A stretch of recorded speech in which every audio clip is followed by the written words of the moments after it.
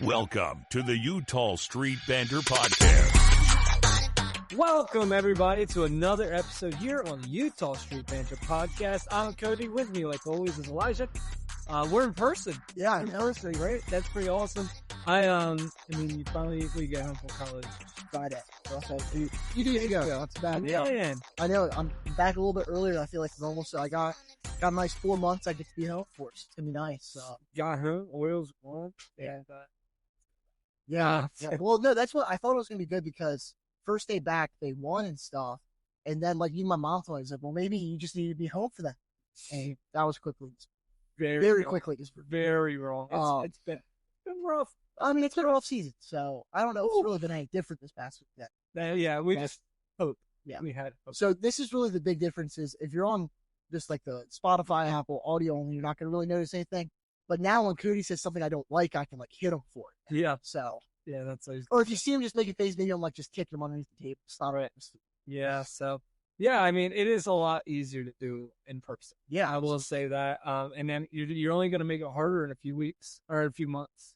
Yeah. So yeah, well, that's what you guys don't understand. The problem that's going to go into this is I'm going to Spain in September. So yeah, we're going to figure out how to podcast on different continents. There we go. Yeah, I mean, we'll have to be the biggest Orioles podcast in Spain because even if I just listen, I'm the only listener.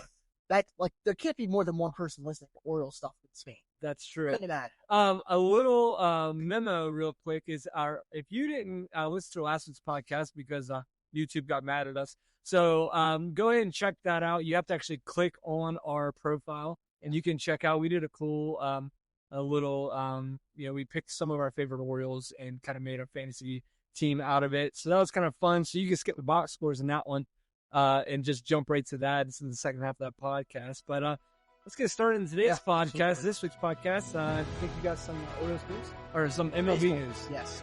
So we'll start off with the worst of the news. Personally, for me, this is worse than a lot of Orioles fans. So Tristan Casas is hurt, and he's going to be hurt for a while.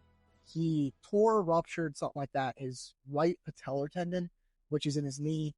Last person in MLB I was having to was actually Edwin Diaz at the World Baseball Classic when he was celebrating.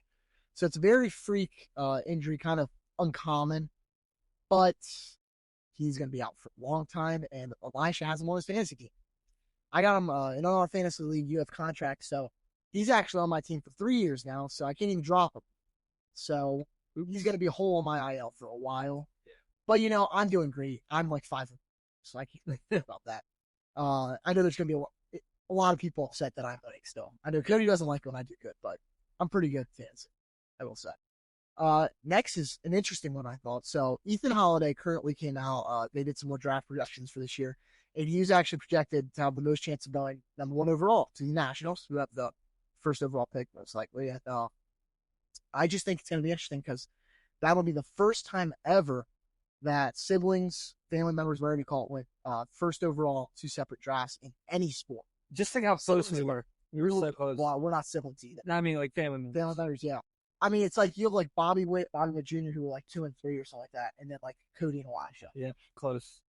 Orioles, you screwed up. I mean, hey, all I'm saying is we could still become undrafted free agents. Could do. Like, that's still possible. Yeah, I mean, in case, like, during, when there's they can't find an agreement at the deadline for the MLB players. Yes, actually, you know what?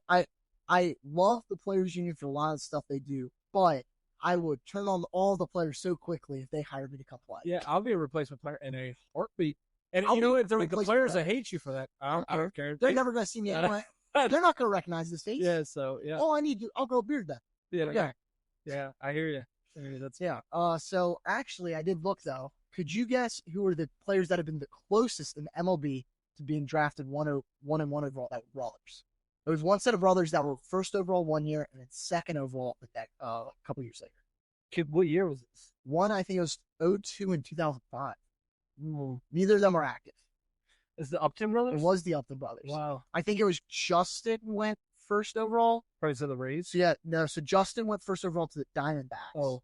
BJ, I think, was one of the Rays. He was, I think, second.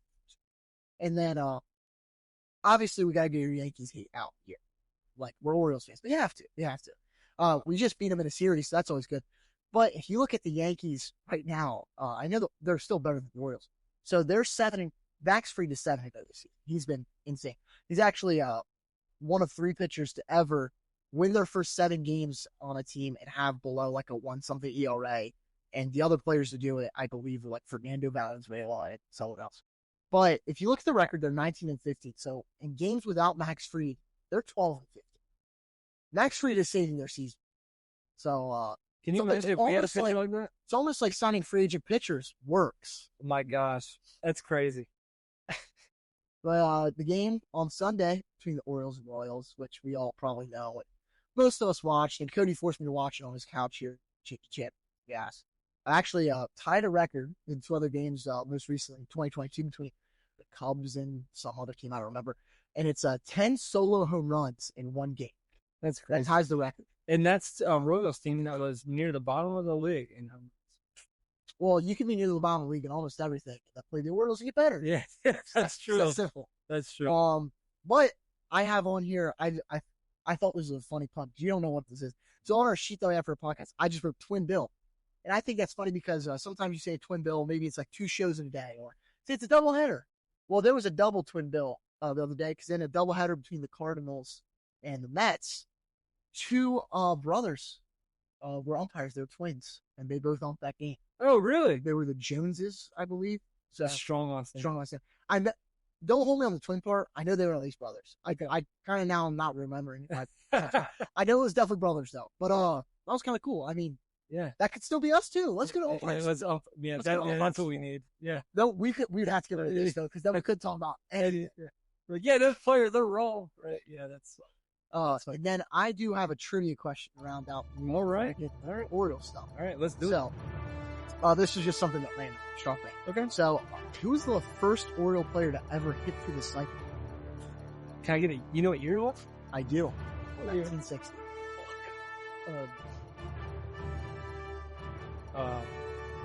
Brooks Robinson. You're right. Oh, let's go. Yes, there's only been 7 that have hit the cycle. Who's most recently? Oh, shoot. Oh, what year? 2023. Was it Mullins? It was. It's such a and I mean, I remember when Gunnar was close against the A's. And he had double instead of single. Yeah. You also had Austin Hayes did it. Jonathan Villar did it in 2019. These are 2 interesting ones. I thought Cowher could be that too, but that's not really right. Yeah. Aubrey Huff and Felix Pye. Oh, they both. PA. Yeah. PA. Yeah. Aubrey Huff was good, but I was like, Aubrey. Yeah. So those are some interesting ones. I don't know. Awesome. It's just the more you know. The more you know. The more you know. You know, PBS isn't going to be a thing anymore, so maybe you can use us as your educational broadcast. Yeah, there you go. When you want to learn something, just if I can get let pump it up here talking about the Orioles, I can't.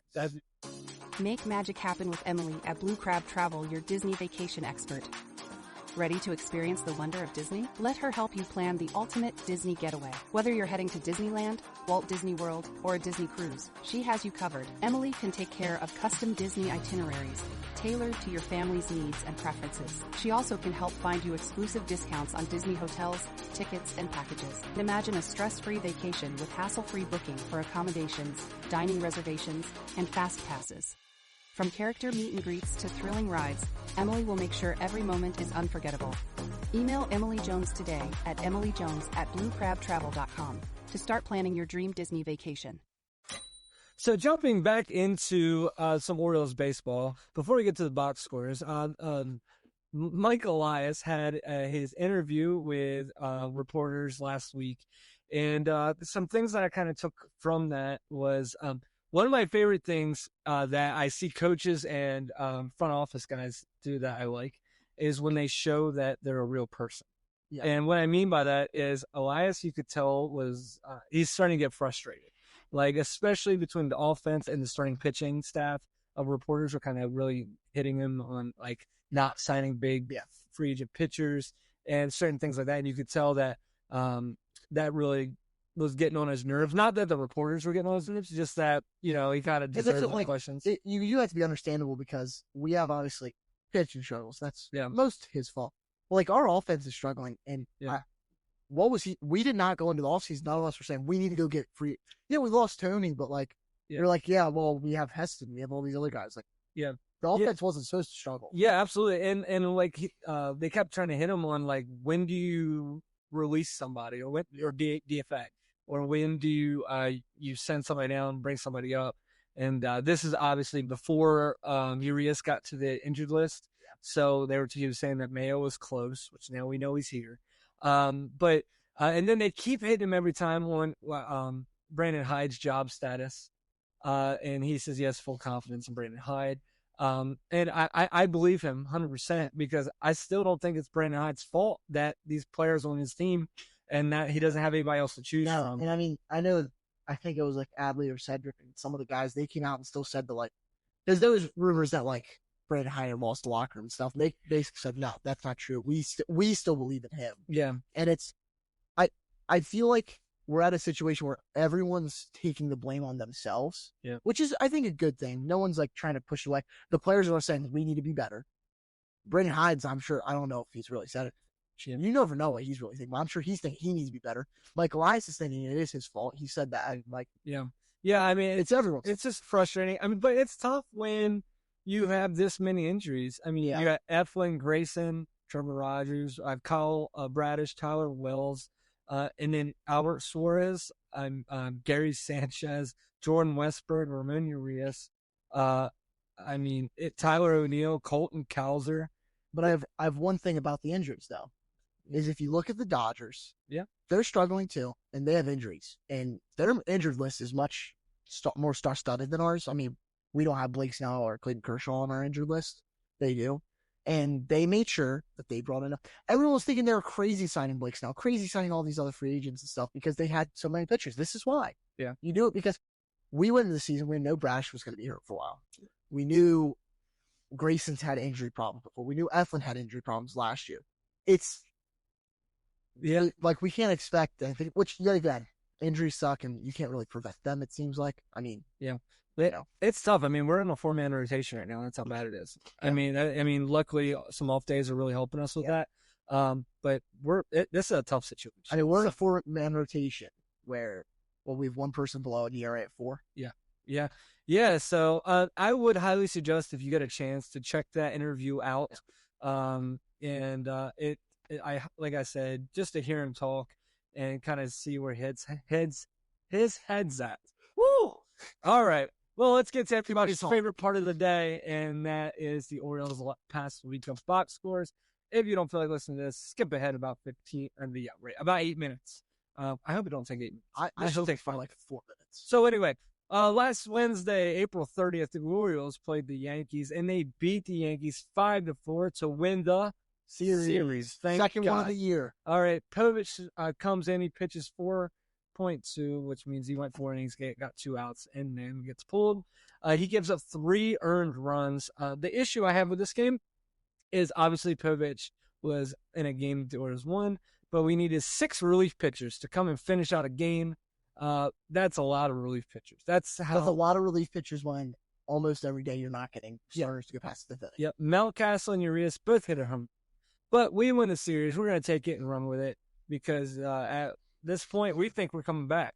Because Thursday we had an off day, and Friday, the Orioles started this series with the Royals at home. We win this game, and this is the game that I have been a Dean Kramer disbeliever this year, and he kind of shoved that, because he goes 7 innings. He pitches his best game of the year as the Orioles beat the Royals 3-0.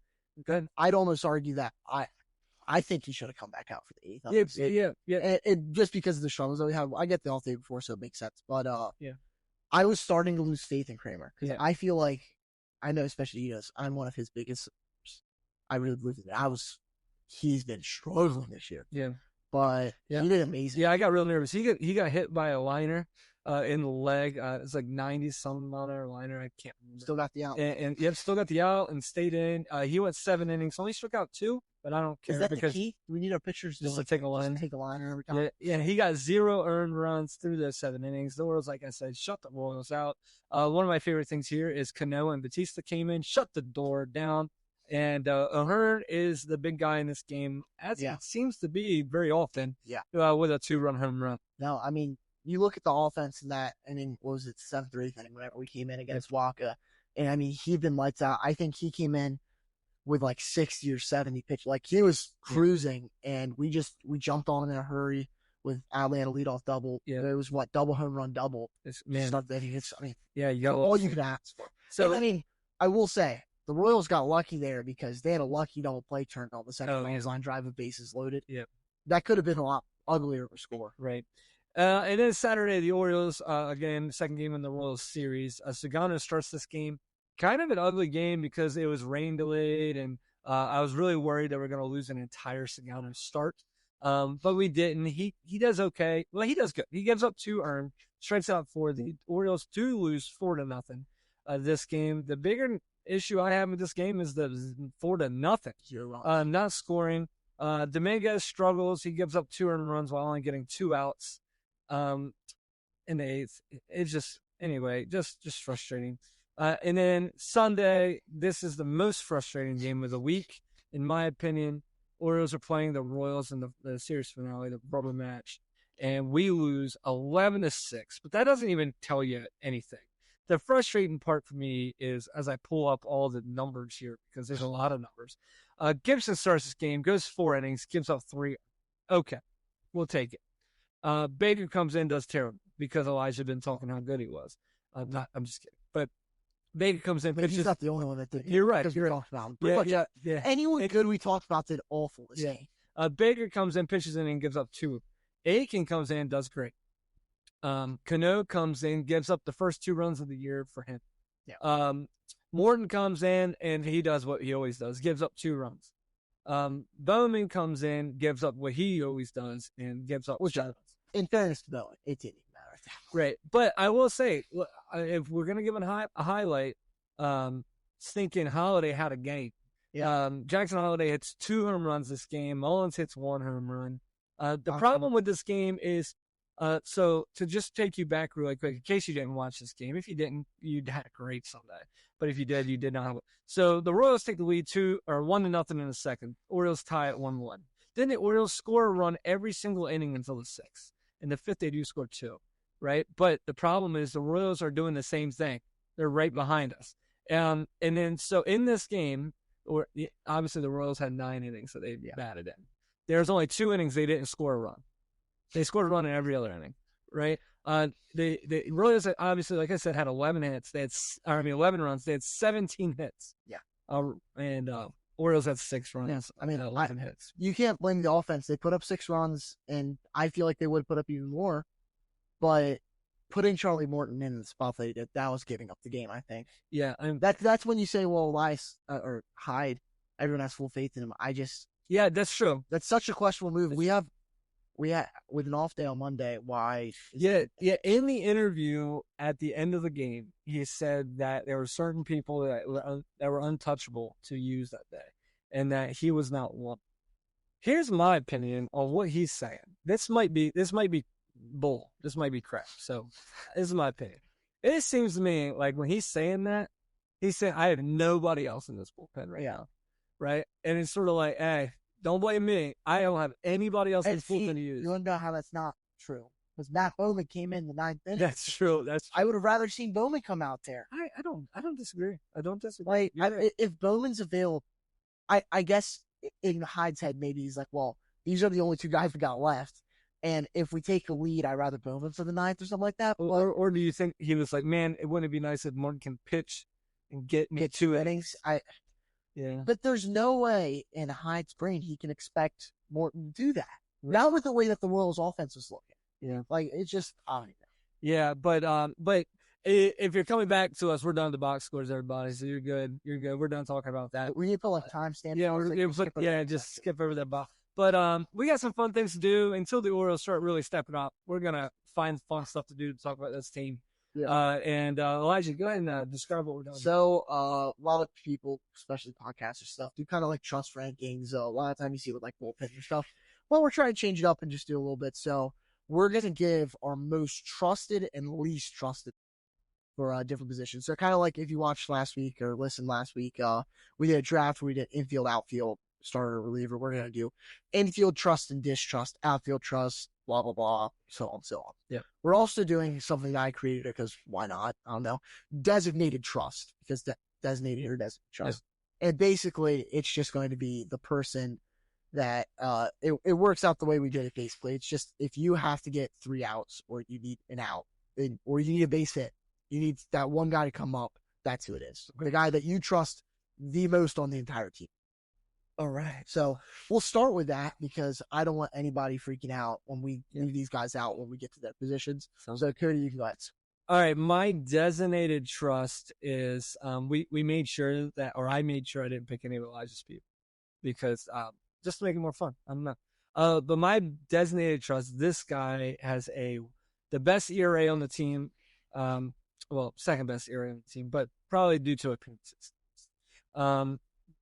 In my opinion, he is, when he comes in the game, I know the game's, and that's Felix Bautista. I am a huge Felix Bautista fan. It's just a shame we're not able to really celebrate the season with him by doing well. Yeah. He gets saves if you're not. Yeah. But when he comes in, he shuts it down. Oh, yeah. And it's, I mean, I like this year that he's not relying on the fastball because that's what worried me when the Tommy John surgery, because it's all hard to get the speed back immediately. Well, that's what you've seen it. He doesn't have, it's not 102. Yeah, but the split and the sliders. Yeah. So that's mine. Like I said, it's just so cool that you had this guy come off a huge injury and jump right back in, and it's like he never left. Yeah, now I agree with you on that. He's been amazing, and I think you look at his ERA too, and it would be even lower if you take away what he gave up a run or two or something like that in his first appearance and a couple against the Red Sox in that game that we still won. I think that's the last time he's given up runs. Doesn't have one save yet. It just took him some time to get there. Really, not one. Wow, that's when you look at this offense, pitching, just everything. That is wow, that is awful. So if you look though, for me, my designated trust guy is that. Yeah. I mean, he's been the best really when you look at it. His OPS is second on the team, I think. I just know when he's up there, it's a quality at bat, whether he's getting out or not. I believe he can move the ball around enough in the field that if there's a runner on second and no outs, he'll just put it on the ground and just at least advance him. He's going to do something. It's a productive at bat every time, but you cannot say about a lot of this team. Yeah. Yeah, and like what's kind of sad to see about Cedric is now that Tony's gone, Cedric's the last guy that was there. Yeah. When he was coming up, when the Orioles were still and we're still relevant. I mean, really, I wouldn't say relevant. Yeah, I mean, but I mean with like Adam Jones and all those guys. So so like I said, that era is almost gone. I mean, I guess really, if you look at it, one of the last guys from that era, like some of the oldest guys on the team that we got for the longest is like him and like Keegan Aiken. Yeah, and that crazy. Yeah, that's names. It's kind of sad. We're gonna jump to infield trust. My infield trust is a little odd because I feel like it's recency bias here. Yeah, I don't know, man. Because when I'm looking, I went through all the stats, trying to figure out, and then also just my feeling. Yeah, because it's trust. It's not, so trust has more of a gut feeling. But right now it's Jackson Holliday, and the reason I say this is I feel like he touches the ball a lot. Like he's cut his strikeouts down a lot. So right now he's batting a 273 average, 340 OBP, 443 slug. But just so you know. So So of the 4 home runs, but he has 2 in the last game. Yeah. So let that go, But the biggest thing is, like I said, is I just feel like his quality of at bats are so much better now, in that when there's a runner on, that he's usually he seems to be giving a great at bat to get him in. Yeah. And I don't know. I just feel like I feel way more comfortable with him on defense. I feel comfortable with him at the plate. Yeah, he's looking really good at second base. Yeah, I mean, and obviously, I would love to pick your guy, but I can't. So, but who do you? I got my list sooner than him. So that's, I feel like, why is that? I just said Ghana. I don't know. Yeah. I think it's just this year he has not looked exactly like his last year self, but he's looked good. Think about it, he started off hurt, so you give him some credit. He's been bouncing back well. He's only batting at 260 right now, 733 slug. He's got 3 home runs since being back. It's not bad. Right. He has struck out a lot though. He is leading the team in strikeouts. Yeah, I mean, and like I was comparing him to Jackson Holiday. Yeah. And Jackson Holiday has 88 at bats. Gunnar has 104. Right. Jackson has 4 home runs. Gunnar has 3. Jackson has 11 RBIs. Gunnar has 5. Yeah. Jackson has 22 strikeouts. Gunnar has 29 strikeouts. So stolen bases. Jackson has 2. Gunnar has 3. Jackson's batting at 273. Gunner's batting at 260. So like when I say Jackson, it sounds crazy until you start comparing him. Yeah. And to Gunnar, who I don't care what Gunner's average of, or what his numbers are right now. Gunner's a great baseball. Yes. He's our best. He's our dude. And to be able to finally compare somebody that's supposed to be great, who is kind of coming up the same way as Gunnar did, I like seeing it because last year I thought every time Jackson got off it was a strikeout. Yeah. Every time. So I really like that we can trust him. I do trust Gunnar just like you. Yeah. No, I do trust Jackson as well. Yeah. Who's your outfield trust? My outfield trust.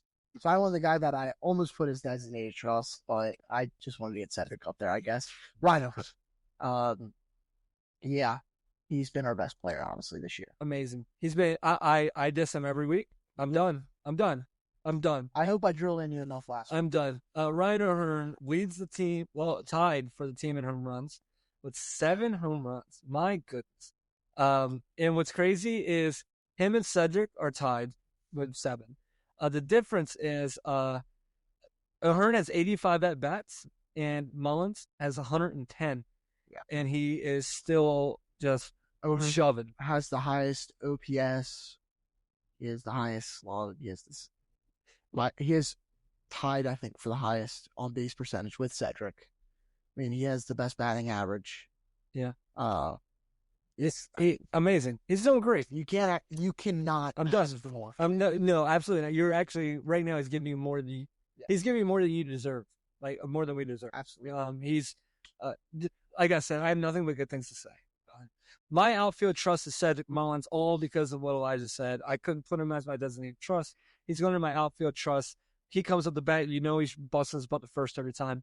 I hope that every young person on our team is watching what Cedric's doing, because Cedric's been through the ups and downs, and no matter what happens with him, he deserves to be. Same with, just like we said about,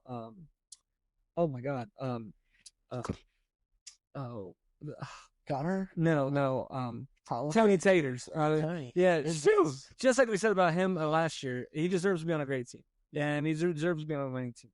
And it's just upsetting that this year is going like it is because I think he deserves it. My outfield distrust is Ramon Laureano. He's a great defender. If we could do like in kids baseball where you have DH at any position, I would put Ramon in the outfield every day of the week. He would just never bat. And I know he's hit a couple of home runs, but he did that in like the same game. Yeah. So I'm going to be honest. It is actually really funny looking at his stats because his slug, he is like the 3rd highest slug on the team. Yeah. But his OBP and average is so low because he's hit. Let's see, he has 10 hits, 3 of which are home runs. So yeah. So I mean, I just don't know. These guys that they get brought in to hit lefties don't hit lefties. They don't hit righties. They don't hit lefties. They don't hit guys that put a ball in the tee. They don't nothing. So, who's your distrust? So my distrust for outfield is I don't know. It was a struggle. I just said Dylan Carlson. Yeah. Just because I really didn't. Yeah. I hear you. Yeah. It's just it's honestly hard because all of our outfielders have been hurt. And I didn't want to say Heston because I don't distrust Heston. Yeah. I just don't have I don't have my fullest trust in him. We did skip over infield distrust. Oh, I'm sorry. I'm sorry. We didn't. Don't worry. Don't worry. My bad. Okay, Someone's got to. Let's go back to infield distrust. I'll just talk about mine. So I will say I have mine here, and I've been debating changing it. I'm just gonna talk about both of them. It's not yours. I put down Jorge Mateo. I think that's just probably. Yeah. I think if we had like a designated distrust, if he was playing Savannah ball where he could just steal first.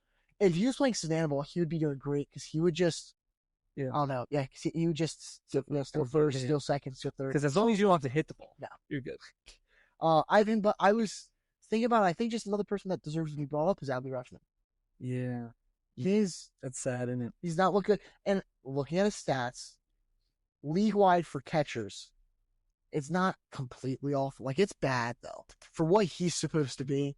Yeah. It's bad. He's batting like a 215, 216. Sorry, he's got a 680 slot OPS. It's just he looks good in moments, and you think that he's back. Yeah, I mean, what gets me is like, how long does it have to be until we got him? Like, until I don't think he'd be batting second or third anymore. Yeah, because I mean, even from the All-Star break of last season, from the All-Star break on, he batted a 207, and then this year he's struggling again, and it's just extremely frustrating. Where, it's just he's batted a 216 now, so he batted a 207 now a 216. Come on, man, like boy, because I don't know. I don't know what's going on. My infield distrust, because I forgot, is Ryan Mountcastle. And I just, man, I want to like him. Like, we brought the wall in, and the 2 home runs he has hit have been because of it. Yeah. So he would have had none if we. I mean, the double he hit the other day was off the wall. That would have been a fly out. Yeah. The walls. Yeah. He's batting a 202, 243 OBP. And it's. The problem for him is how's he gonna play, because O'Hearn has to be in the lineup. Has to be. There's no O'Hearn's hitting lefties and righties at this point. There's no reason why, like, that flip flopped. Like, that should be flip flop on who you're starting first. There should be no reason that O'Hearn has the amount of games played.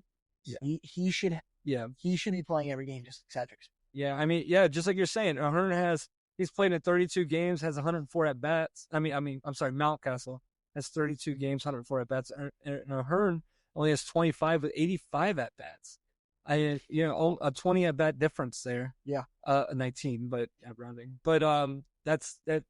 I would much rather see what O'Hearn can do with those 19 at bats. Right. 100%. All right, you ready to pitch him? Yes. Right, let's we really supposed to do starter trust together, because he did. He lied when he said that. This is one. I mean, everybody, if you watch Orioles baseball, you know who the starting trust is. It's as I've heard, Tommy Sugar. Who says that? I don't know. I heard that somewhere. Tommy Sugar. Yeah. I promise, if you're watching this, whoever created that, I'm not trying to steal from. I genuinely don't remember. Yeah. Tommy Sugar. Sagano has been. Can you say his first name? Tomoyuki. Yeah. Okay. He has been our best pitcher. The game. He's 3-2, 3 wins, 2 losses. Which the 2 losses are crap. Don't even worry about that.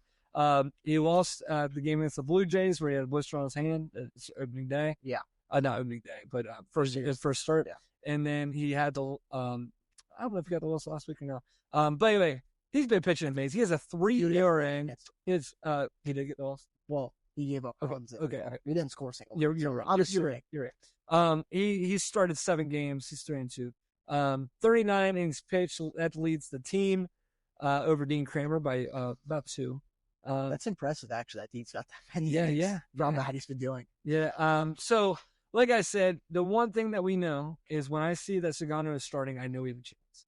And at this point in Orioles baseball, that's what we need. We need a chance. No, absolutely. And for my starter, distrust, I actually struggle with this more than I thought I would, because we've got a lot of bad starters. But, like, you look at everyone, and I was like, I can't say I distrust Kate Povich, because I know what he can do. I would never say I distrust Dean Kramer, especially after this last start. I couldn't do that like some people might. But go ahead. But I just think Kyle Gibson. I don't know. Charlie Morton's not a starter anymore, so I couldn't say him. Okay. Yeah. Dean Kramer. That's why. I distrust Dean Kramer. He has to do more than one game. So I just feel like every time he comes in, we're not there. And my reliever distrust, or my reliever trust. He's all over the Woo! My reliever trust is Yanier Cano. He's had 1 bad game so far. Yanier. It's not Yainer Diaz, the catcher.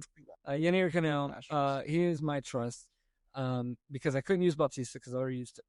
So I always believe in him when he comes in. I feel like I guess another reason why I like him is I know usually when he comes in, the reason he's in there is to save. Yeah. Like not get a save, but like keep us in the game. Yeah. And generally he does it, Yeah. I agree with you. He's been very good. Obviously, he's only given up 2 runs in this past game. Yeah. So what are you gonna do? Kyle Gibbs. I'm reading my distrust. Sorry. Oh, Brian Baker. See who I trust the most.